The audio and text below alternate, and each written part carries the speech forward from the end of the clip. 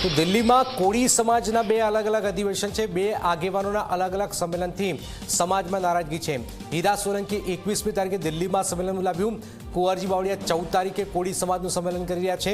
બે અલગ અલગ સંમેલનથી કોળી સમાજના આગેવાનો નારાજ થયા છે। પ્રવીણ કોળીએ સંમેલન મુદ્દે સવાલ ઉઠાવ્યા। બંનેમાંથી એક પણ સંમેલનમાં ન જવાય। પ્રવીણભાઈ કોળીએ વાત કરી, સમાજના ભાગલા ઈચ્છતા હોય એ સંમેલનમાં સામેલ થાય। પ્રવીણભાઈએ વાત કરી છે। તો હાલમાં આપ જોઈ રહ્યા છો કોળી સમાજમાં પણ કેટલાક આગેવાન નારાજગી વ્યક્ત કરી રહ્યા છે કે બે અલગ અલગ સંમેલનથી કોળી સમાજને વેચવાનો પ્રયત્ન કરવામાં આવી રહ્યો છે। અલગ અલગ સમાજના આગેવાનો પણ નારાજ થઈ રહ્યા છે। કોળી સમાજ એક સંમેલન બે શા માટે?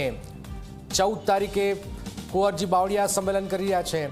એ પહેલાં જ ગાંધીનગરમાં બેઠક થઈ અને મેસેજ આપવાનો પ્રયત્ન થયો, પણ મેસેજ પહેલાં જ બે અલગ અલગ સંમેલન છે। હીરા સોલંકીનું અલગ, કુંવરજી બાવળિયાનું અલગ। બંને કોળી નેતા છે, બંને દિગ્ગજ છે અને આ સ્થિતિની વચ્ચે આવનારા સમયની અંદર કોણ મેદાન મારશે તો સમય બતાવશે, પણ બે સંમેલન એ સ્પષ્ટ મેસેજ જઈ રહ્યું છે કે બંને અલગ અલગ પેટર્ન પર કામ કરી રહ્યા છે। બે અલગ અલગ સંમેલનો સંદેશ સમાજમાં જઈ રહ્યો છે। હું એમ માનું છું ત્યાં સુધી અને વિચારવું પડે કે ખરેખર એકયમાં ન જવાય। અને મારા દ્વારા સંગઠનના તમામ ગુજરાતના હોદ્દેદારો હોય કે સામાજિક હોય કે જે પણ કાર્યમાં સમાજનું હિત વિચારતા હોય એને બેમાંથી એકય અધિવેશનમાં ન જવાય।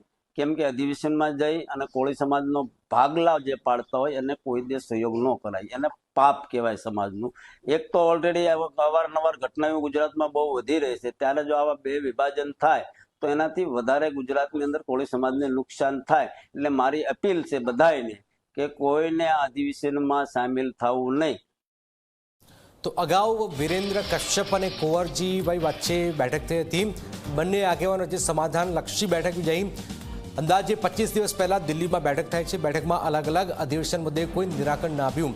વિરેન્દ્ર કશ્યપ હાલમાં અખિલ ભારતીય કોળી સમાજના રાષ્ટ્રીય અધ્યક્ષ પણ છે, એટલે કંઈક કાચું રંધાતું હોય એ પ્રકારનો પણ मैसेज जई रहा है।